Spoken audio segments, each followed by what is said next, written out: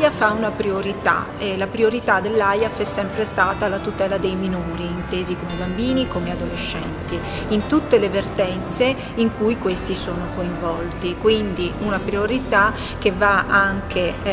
a sovrapporsi e a superare quelle che sono le altre esigenze che possono essere interessate in una vertenza, quindi al di là dell'interesse del cliente, al di là dell'interesse dell'avvocato.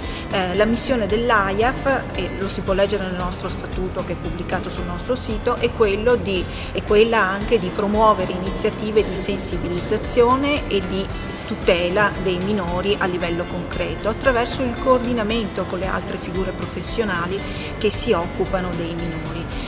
Per questo il tavolo del welfare è il luogo ideale in cui questa nostra missione si può svolgere ed estrinsecare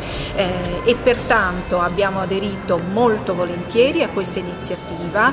di intitolare una strada o un parco o una piazza ai diritti dei minori, perché è un punto di partenza importante per creare una cultura della tutela e per avviare tutta una serie di iniziative che in concreto possono creare all'interno delle nostre città, dei comuni del Veneto, un habitat più sicuro, più sereno e più confacente ai diritti dei minori. Importantissima è stata la risposta delle istituzioni, tutti i comuni capoluogo del Veneto hanno aderito a questa iniziativa e anche tanti comuni minori stanno via via dando le loro adesioni. Siamo solo all'inizio di questa campagna e speriamo che le adesioni siano sempre più convinte, sempre maggiori e che siano un punto di partenza per tante altre iniziative a tutela dei minori.